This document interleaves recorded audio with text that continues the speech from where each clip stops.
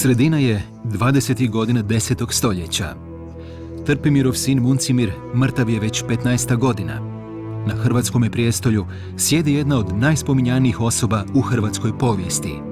Vladar i ratnik. U narodnom sjećanju izgrađen do mitskih razmjera. Čovjek kojega Hrvati pamte kao svoga prvoga kralja. Tomislav.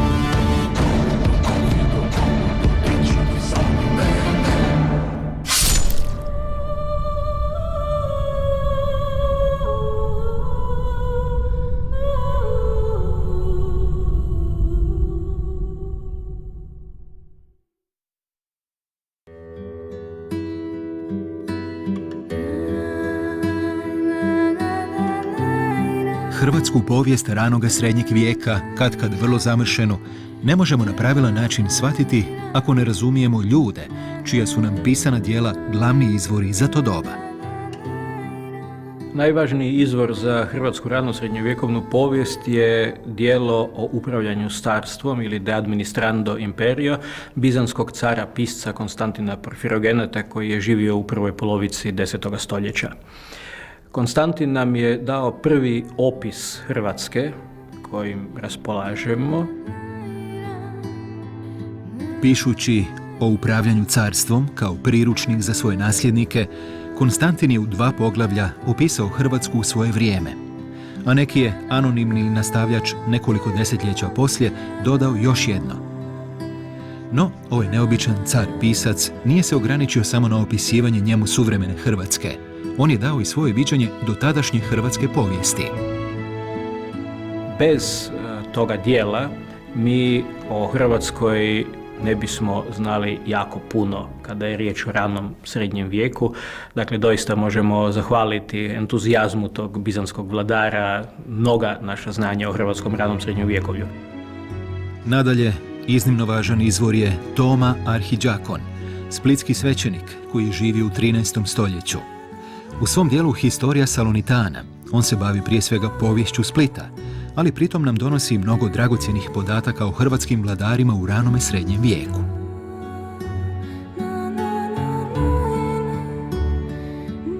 U 16. stoljeću nepoznati je pisac nadopunio Tomino djelo, te je tako nastala takozvana Historia Salonitana Major. Po svemu sudeći, anonimni autor pritom se koristio izgubljenim dokumentima koji, kako se čini, nisu bili poznati niti Tomi Arhidžakonu. Zbog toga neki povjesničari sumnjaju u autentičnost pojedinih dijelova nadopunjene splitske povijesti. O Tomislavu i njegovu vremenu postoje podaci i u takozvanom ljetopisu popa Dukljanina, koji je napisao svećenik iz Bara u današnjoj Crnoj Gori, tadašnjoj Duklji, a koji je živio u 12. ili 13. stoljeću. Taj tekst postoji u 2 verzijama, takozvanim redakcijama, latinskoj i hrvatskoj. Tekst je prilično nejasan, a podaci koji se odnose na ranija razdoblja iznimno su konfuzni i proturječni.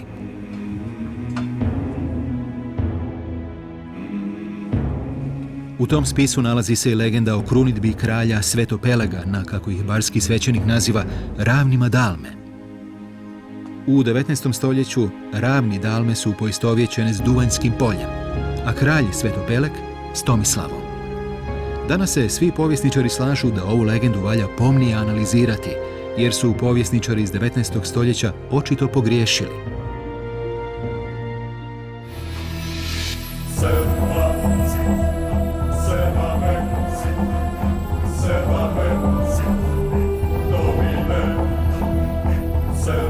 Prvi datiran spomen Tomislava nalazimo u dijelu Tome Arhidžakona. Pišući o povijesti Splitske crkve, Toma uz ime nadbiskupa Ivana bilježi da je on biskupovao 914. godine u vrijeme kneza Tomislava. Dakle, vjerojatno je nešto prije, oko 910. godine, umro Muncimir, a naslijedio ga je Tomislav. Arhidžakonova bilješka pokazuje da se Tomislav 914. godine još nije koristio naslovom Rex.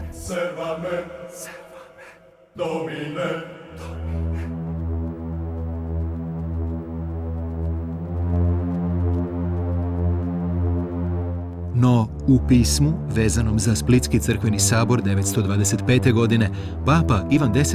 Tomislava naziva titulom Rex, koju hrvatski jezik danas prevodi riječju kralj. Najuvjerljivije objašnjenje da je između 913. i 925. godine Tomislav učinio nešto što je promijenilo njegovu titulu. Počeo je sam koristiti novu titulu, a vrlo se realno čini pretpostavka da je doista uveo proceduru, odnosno čin krunidbe. Korištenje naslova Rex u srednjemu vijeku nije nužno značilo i prethodnu formalnu ceremoniju krunidbe. Suvremenicima su od stroge forme važniji bili stvarna snaga i ugled vladara. Sjetimo se samo Gočalkova doživljaja kneza Trpimira kao kralja. Ne smijemo biti previše formalni u razlikovanju onih koji se nazivaju dux od onih koji se nazivaju rex. Dakle, kraljevi i knezovi su bili zapravo vrlo bliski po svojoj vlasti. Ono što je bitno je procijeniti je li netko u svojoj vlasti samostalan vladar ili nije. Pritom valja imati na umu tko se komu obraćao. Bizantski car je sve ostale europske vladare smatrao nižima od sebe, pa im je u skladu s tim i dijelio titule po vlastitoj volji. Dakle, ako hrvatski vladar piše u Konstantinopolju ili šalje svoje poslanstvo, on ga može poslati kao rex croatorum, ali će odgovor dobiti kao arhont. Dakle, njega bizantski dvor tretira na način na koji on želi. Papinska kurija komunicira s hrvatskim vladarima na način na koji joj se predstavljaju hrvatski vladari. Ako hrvatski vladar piše na papinsku kuriju kao rex, odgovor će mu biti naslovljen rex. Kada papa hrvatskog vladara naziva rex, a ne više dux ili princeps, to ima sasvim određeno značenje, ne u smislu forme, već ugleda koji mu pridaje. Papa ga zapravo smatra potpuno samostalnim vladarom, pojednostavljeno rečeno najvišega ranga.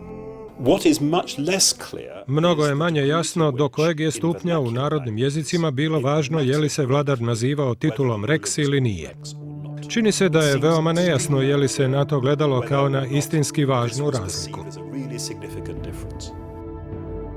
Po svemu sudeći, pitanje nijansi u tituliranju nekoga vladara važnije je današnjem vremenu, dijelom i zbog stalnog zadiranja politike u povijesnu znanost, nego ljudima koji su živjeli u srednjem vijeku. Podanici hrvatskog vladara vjerojatno su narodnom riječju kralj nazivali duksa Mislava, jednako kao i stoljeće poslije reksa Tomislava. Dakle, kada je primjerice u Hrvatskoj vladara Tomislava papa Ivan X. oslovio kao reksa, ne vidim kakvu bi to razliku učinilo unutar Hrvatske. Te su razlike važne na latinskom, no ne na narodnim jezicima.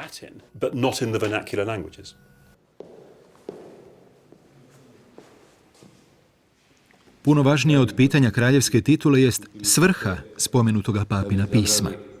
Naime, 925. godine u Splitu je održan pokrajinski crkveni sabor, kojemu je jedan od glavnih ciljeva bilo razrješenje pitanja crkvenog središta Hrvatske države, odnosno crkvenim rječnikom uspostavljanja metropolije. Glavni kandidati za metropolita bili su splitski, zadarski te ninski, odnosno hrvatski biskup. Spisi sabora otkrivaju nam da je u to vrijeme ninski biskup bio Grgur. Osim pitanja metropolije, Rim je želio suzbiti bogoslužje na narodnom jeziku.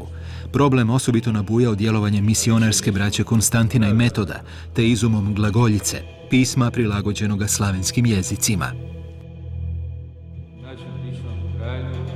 Iako je starija historiografija Grguru dala auru borca za narodni jezik, istina je vjerojatno bila posve suprotna. Grgurov je Nin naime bio pod jakim franačkim utjecajem, te se može pretpostaviti da je Grgur bio pristaša korištenja latinskoga jezika u bogoslužju. Također, do danas nije pronađen niti jedan glagoljski natpis iz vremena Trpimirovića sa središnjega prostora tadašnje Hrvatske države. Glagoljski nalazi uglavnom su s rubnih područja, poput Kvarnerskih otoka ili Istre, odnosno Dubrovačkoga područja na jugu. Stoga pobornici narodnog jezika vjerojatnije su bili biskupi Dubrovnika, Kotora i Stona. Grgurov sukob s papinstvom dogodio se dakle ne zbog jezika bogoslužja, već odluke da se metropolitanska čast dodijeli Splitu. Iako je ninski biskup imao uvjerljivo najveću biskupiju, Split je imao nešto papi mnogo važnije – antičku tradiciju. Stara je Salona i u najstarija vremena bila biskupsko središte.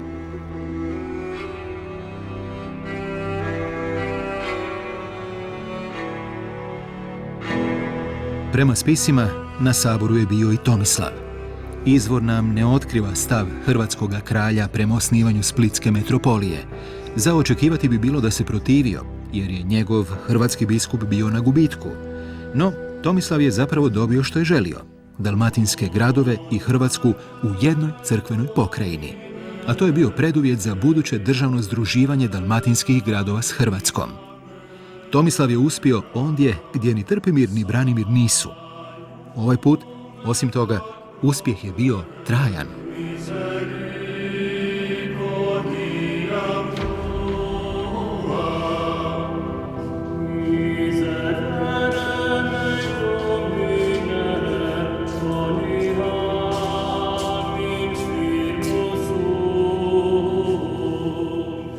Grgur se na papinu odluku žalio, no na idućem saboru održanom 928. godine papa je ukinuo ninsku biskupiju te Grguru zapovjedio prebačaj u Skradin.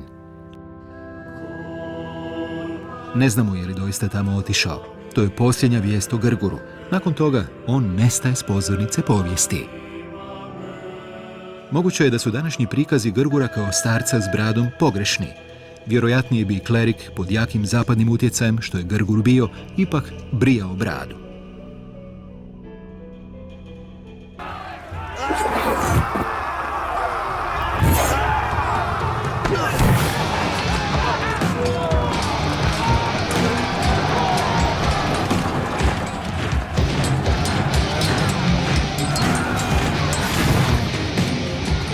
U prvim desetljećima 10. stoljeća Hrvatska se umiješala u sukob Bizanta i Bugara.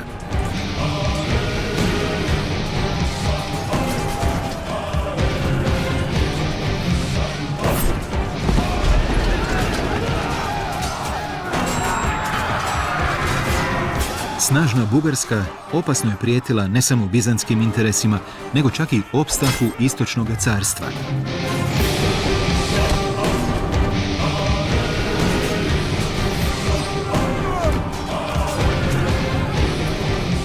Hrvatski je vladar stao na stranu Bizanta. Bugarski car Simeon poslao je na Hrvatsku stoga svoga vojskovođu Alogobotura.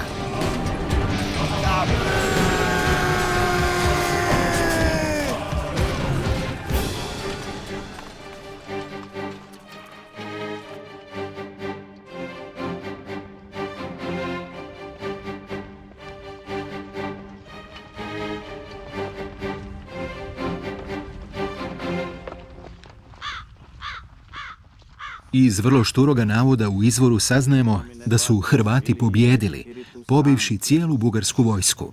Iako izvor o tome ne govori ništa, u bitki je vjerojatno poginuo i Alogobotor, budući da o tom bugarskom velikašu u ostalim izvorima nema niti jednog kasnijeg navoda. Sukob se je vjerojatno dogodio potkraj Tomislavove vladavine, možda na prostoru tadašnje Imotske županije ili negdje u istočnoj Bosni. Hrvatska je u Tomislavovo vrijeme vrlo jasno stala na stranu Bizanta i njegovih saveznika, što je najvjerojatniji bio izravan povod napadu Bugara na Hrvatsku. O hrvatskom savezništvu s carstvom svjedoči i car-pisac Konstantin Porfirogenet, koji među ostalim navodi da je u Hrvatsku pred bugarskim naletom prebjegao srpski knez Zaharija. Vjerojatno u Tomislavovo vrijeme srpska je vladarska dinastija dobila utočište na Hrvatskome dvoru. To nam govori da je Tomislavova Hrvatska bila država koja je, osim što je bila uspješna na bojnome polju, do te mjere sazrela i ojačala da je mogla aktivno voditi složenu vanjsku politiku u najvećem europskom sukobu toga vremena, ratu Bizanta i Bugarske.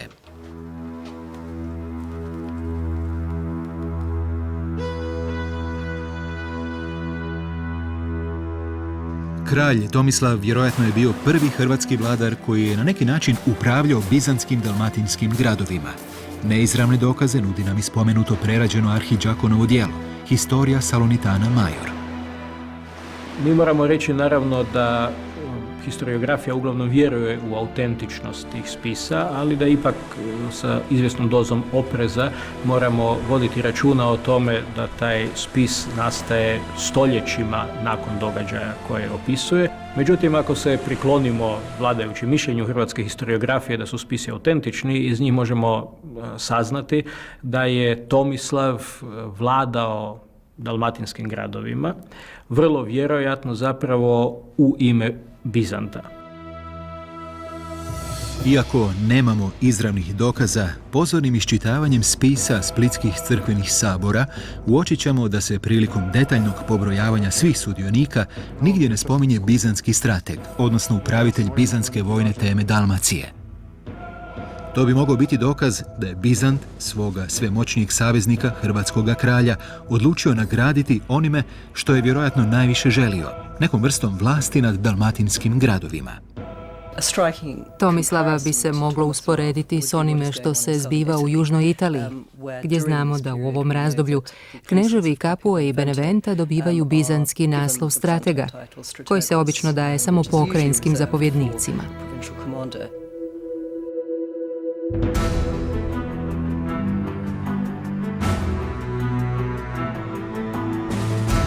Tomislav je prema tome vjerojatno imao dvojan položaj, onaj hrvatskoga kralja te visokoga dostojanstvenika Bizantskog carstva. Kasnije će povijest Hrvatske, poglavito na primjeru Stjepana Držislava, potvrditi da je Bizant doista bio primoran na povremene ustupke hrvatskom kralju. Bizant je, kao i carski Rim, iznad svega upravitelj klijentima par excellence. Davanje zemalja i naslova tuđincima jeftin je i učinkovit način gradnje mostova, te onda čekanja da se vidi što će se dogoditi. Mislim da Bizantinci to često rade u razdobljima krize koje pogađa unutrašnjost carstva. No to Bizantinci neće rado priznati. Takve podatke, općenito govoreći, nalazite u nebizantskim izvorima. No činjenica da se to tako često događa, pogotovo u razdobljima krize, navodi me na pomisao kako bi moglo biti nečega u priči da je Tomislav uživao sličnu vrstu nadležnosti.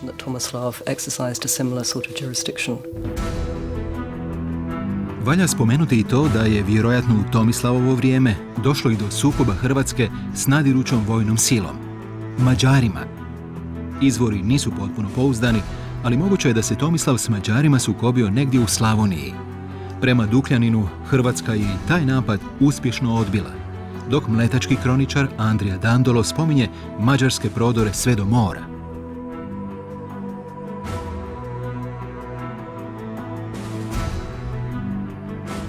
Tomislav je umro oko 928. godine. Iz nejasnih navoda iz izvora zaključujemo da ga je naslijedio Trpimir II, vladar o kojem ne znamo gotovo ništa.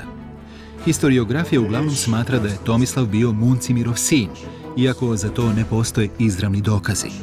U izvorima nema nikakva spomena o nasilnom preuzimanju vlasti, izgonima članova vladarske obitelji i tomu slično, što bi mogao biti pokazatelj kontinuiteta.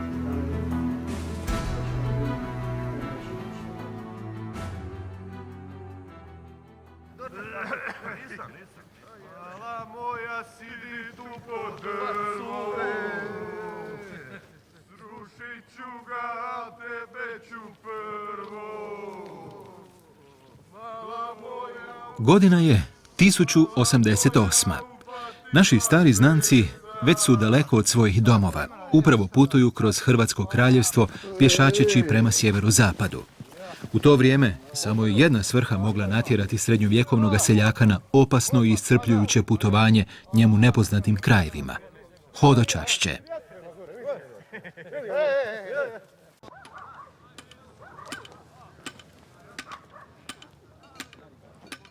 Tadašnji čovjek uglavnom je hodočastio za spas svoje duše. No postojala su i takozvana zamjenska hodočašća. Dušu se moglo spasiti i šaljući nekoga drugoga na put.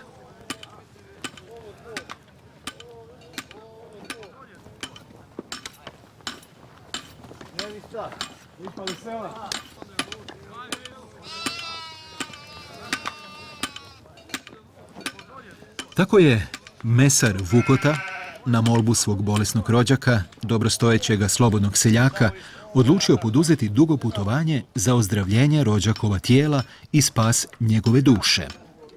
Vukota je iz mnogih hodočasničkih priča znao da su takva putovanja opasna i da valja putovati u skupini. Stoga je nagovorio svojih 6 prijatelja željnih avanture i pomalo bijega od kuće da ga prate u najvećem pothvatu njegova života. Naravno, pridobio ih je i pričama o veličanstvenom dijelu milosrđa koje će učiniti za bližnjega. Jedino što je Vukota prešutio bilo je to da je od rođaka, kao naknadu, dobio novac. No, Vukotu zbog toga ne treba osuđivati. U srednjem vijeku plaćanje zamjenskog hodočašća bilo je uobičajeno.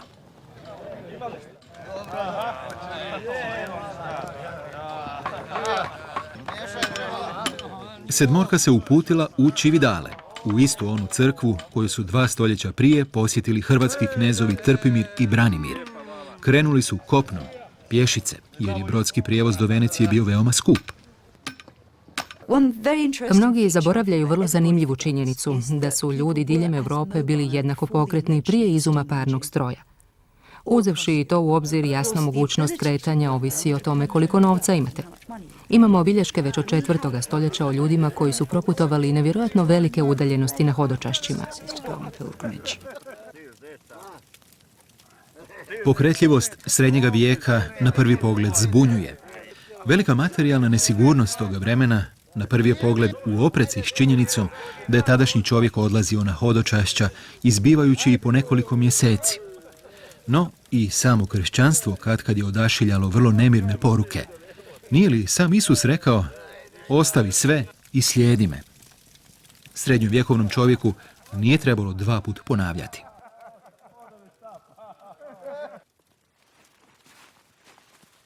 Promotrimo li pozornije srednji vijek, pokazat će nam se živo i dvojako vrijeme. S jedne strane povučeno u sebe, a s druge radoznalo i pokretljivo. Malo komu je poznato da je 2 stoljeća prije Kolumba i njegova slavnog jajeta klerik Gautier iz Meca napisao da bi čovjek mogao obići svijet kao što muha obljeće jabuku. Svijest o prostoru, svijetu oko sebe, bila je u srednjemu vijeku itekako živa. Mreža putova kojom se služe izvorno je rimska. Na svakako u ranom srednjem vijeku, koliko možemo reći, mnogo je glavnih pravaca održavano. Tako da su ljudi mogli putovati na cestama koje su izgradili Rimljani. Osim toga, postoje i novo izgrađeni putovi.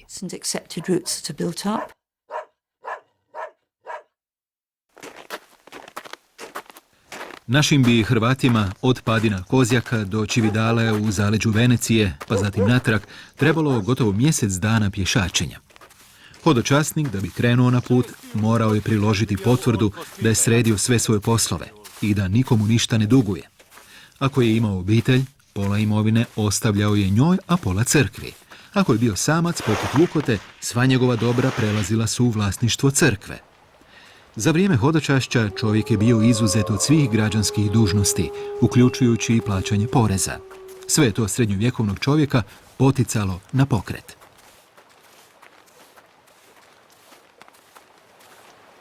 Iako je jasno da su hodočasnički motivi bili mnogo dublji od puke turističke radoznalosti, upravo su hodočašća preteča modernog turizma. Naime, za potrebe hodočasnika napisani su prvi turistički vodiči i smišljeni prvi reklamni slogani, a iz riječi tur, koja je među ostalim označavala obvezno hodočašće u Rim, u 18. stoljeću nastala je riječ turizam. Sva hodočasnikova imovina mogla je stati u putnu torbu, simbol srednjovjekovne pokretljivosti. I doista, s takvom popudbinom tadašnji je putnik bio iznimno gibljiv. No, kada su hodočasnici i uopće putnici počeli nositi velike količine prtljage, srednji vijek gubi interes za putovanja i postaje sjedilački. Od 14. stoljeća nadalje, lutalice, koji su dotad smatrani intelektualcima, u očima svoga vremena postaju skitnice i vucibatine. Vrijeme neprekidnog gmizanja i uzavrelog gibanja počelo je evoluciju prema stabilnom, građanskom društvu.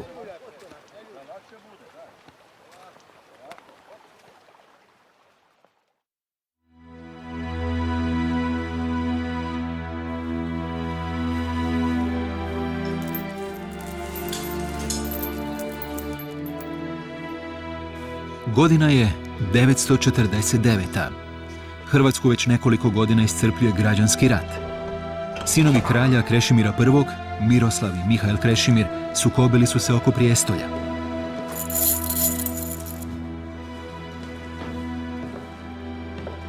Prevagu je donio moćni ban Pribina, koji je stao na stranu Mihaela Krešimira. Zakonit je kralj Miroslav svrgnut i ubijen.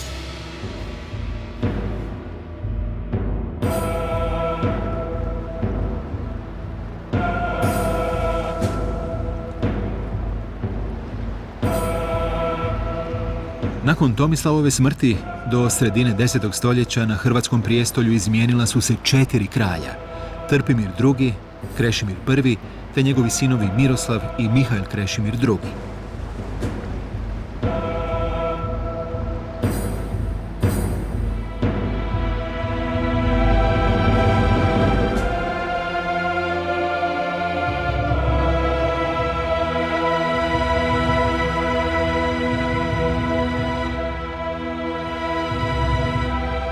Zahvaljujući vijestima o sukobu oko prijestolja, u izvorima nalazimo iznimno važan podatak o banu Pribini.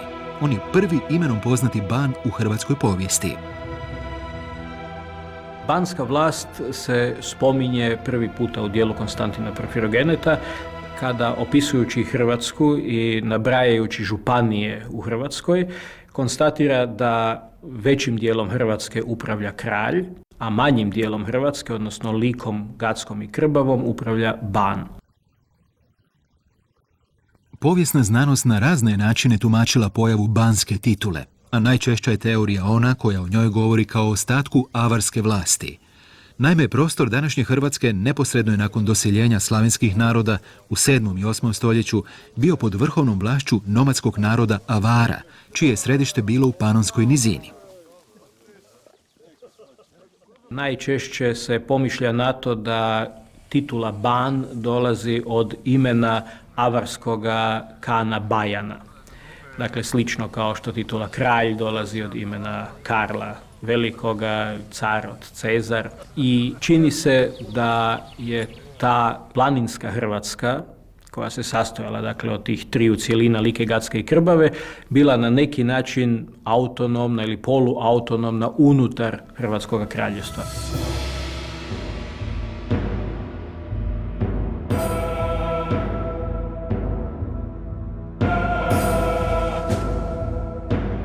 Od sredine 10. stoljeća imena banova gotovo se redovito javljaju uz imena hrvatskih kraljeva.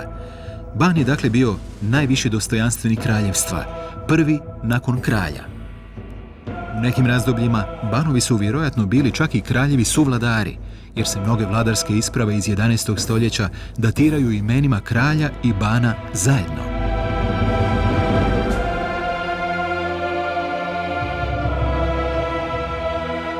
O moći bana svjedoči priča o dolasku Mihaela Krešimira II. Na vlast. Pribina je izravno pomogao ovom hrvatsku vladaru da zbaci brata i dokopa se prijestolja. Na taj je način dokončan građanski rat u Hrvatskoj, koji je nanio prilično veliku štetu kraljevstvu i na neko vrijeme zaustavio njegovu rastuću moć i ugled.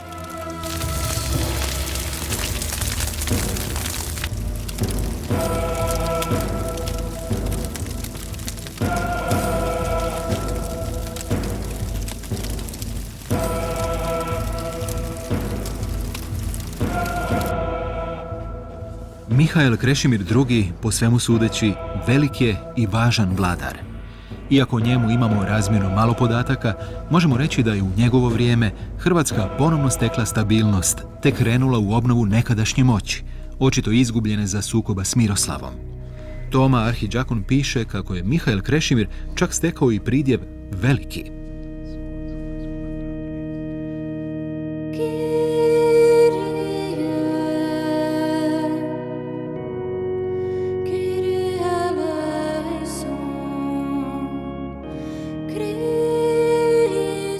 Konstantin Porfirogenet donosi nam iznimno važne podatke o Hrvatskoj sredinom 10. stoljeća, dakle iz vremena neposredno prije Mihaela Krešimira i njegovih prvih vladarskih godina.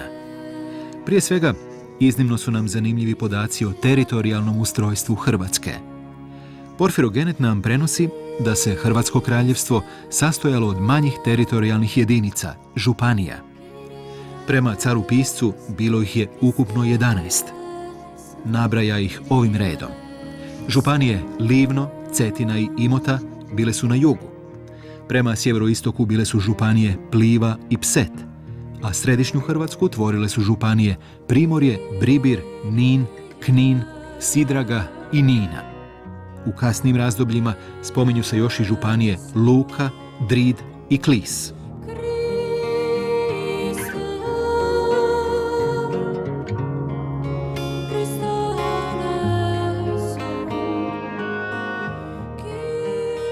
Porfirogenet je podrobnije opisao ono što bismo vjerojatno mogli nazvati užim dijelom Hrvatske. Na kojim se sve prostorima osjećala vlast hrvatskog vladara ne možemo točno reći. No, da bismo došli do nekakva znanstveno utemeljena odgovora, moramo shvatiti logiku ranosrednjovjekovne države.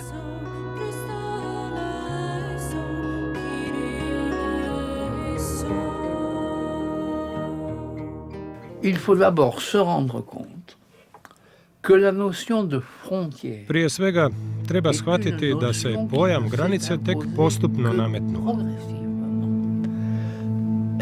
Njega u antici gotovo nije ni bilo.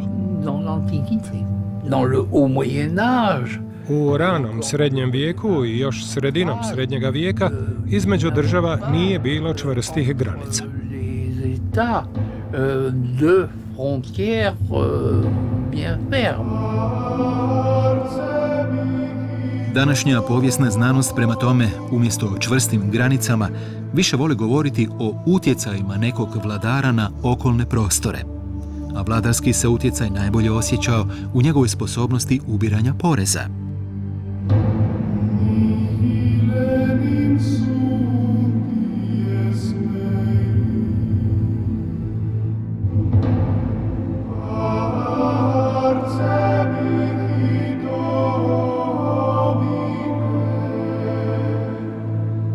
Kasnija razdoblja srednjega vijeka, kada se i formalno razdvajaju zapadna i istočna crkva, omogućavaju jasnije određivanje vladarskog utjecaja, i to s obzirom na pripadnost jednoj ili drugoj crkvi.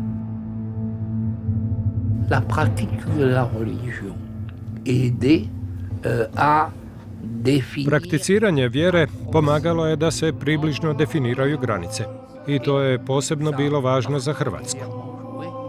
Pour la Croatie, parce que la Croatie Naime, Hrvatska je bila prva među južnim Slavenima koja je prigrlila ne grčko pravoslavno kršćanstvo, već rimsko, latinsko. christianisme orthodoxe grec, mais le christianisme romain latin. Te je stoga Hrvatska bila unutar zapadnog La svijeta. Croatie était à l'intérieur de la. Tu nema nikakve diskusije. Sans discussion.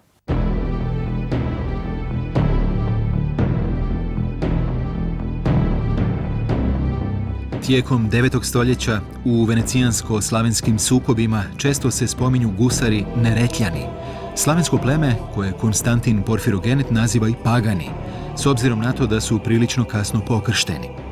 Paganija, odnosno Neretljanska kneževina, zauzimala je prostor od Cetine do Neretve, skupa sa otocima Bračom, Hvarom i Korčulom. U 9. stoljeću Paganija zasigurno neovisna o hrvatskom knezu. Ne znamo točno u kakvom je odnosu bila prema hrvatskoj državi u 10. stoljeću, ali najkasnije sredinom 11. stoljeća ta je mala kneževina već bila u sastavu Hrvatskog kraljevstva.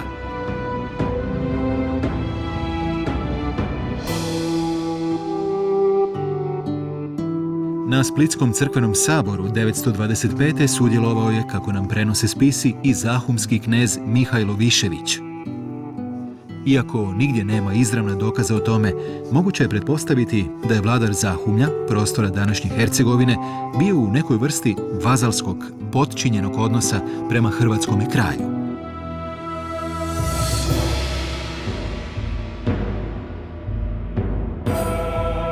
Isto tako, akti splitskih sabora otkrivaju da je ninskomu biskupu Grguru u Skradin bila ponuđena i sisačka biskupija. Teško bi bilo očekivati da bi se nudila biskupija na prostoru neke druge države. Stoga se obično smatra da je najkasnije do Tomislavova vremena barem jedan dio nekadašnje franačke Donje Panonije došao pod utjecaj hrvatskoga kralja.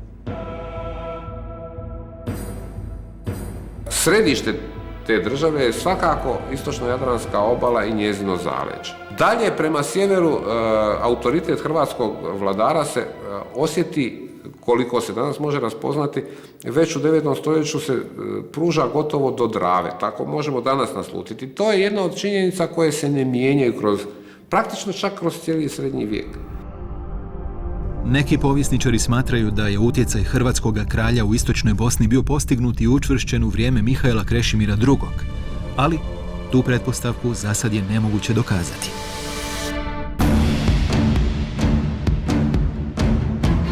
Konstantin Porfirogenet donosi nam i veoma zanimljive podatke o vojnoj snazi Hrvatske sredinom 10. stoljeća. Krštena Hrvatska postavlja do 60.000 konjanika, a do 100.000 pješaka, i sagena do 80, i kondura do 100. Na sagenama ima po 40, a na kondurama po 20, a na manjim kondurama po 10 ljudi. Takvu moć i mnoštvo naroda Hrvatska imala do Arhonta Krasimira.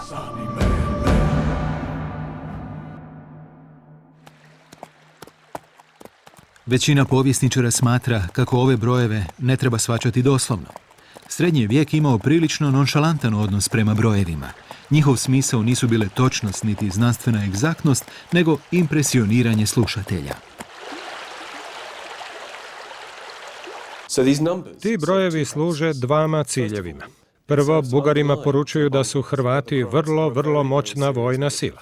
U tom kontekstu reference u poglavljima na teški poraz koji je Boris I pretrpio od Hrvata, što zapravo nije nigdje drugdje dokumentirano, važan su način da se vidi kako Bizantinci vrše pritisak na Bugare upozoravajući. No, bez obzira na točne brojeve koje nikad nećemo saznati, poruka je jasna. Hrvatska je sredinom 10. stoljeća bila velika i ozbiljna vojna sila. Nakon toga Hrvatska nije više uspjela povratiti vojnu snagu koju je imala, kaže Konstantin. Ne donosi nam doduše nove brojke, pa ne možemo reći o kakvom gubitku je bila riječ, ali očito o nečemu što je smatrao vrijednim bilježenja. Kraljevanje Mihajla Krešimira II. Vrijeme je obnove. Za razliku od većine hrvatskih vladara prije njega, on je na neki način ljubimac Tome Arhidžakona, Splićanina koji je očito osjećao neku vrstu odbojnosti prema hrvatskom zaleđu. To bi nam moglo govoriti o promišljenoj politici Krešimira II. Prema dalmatinskim gradovima. Ona se vidi i u činjenici da je za suprugu odabrao, čini se, članicu ugledne zadarske obitelji Madijevaca. Ova će dalmatinska plemkinja ostati zapamćena kao jedna od najomiljenijih osoba hrvatskoga ranoga srednjega vijeka. Kraljica Jelena, majka hrvatskoga kralja Stjepana I. Držislava.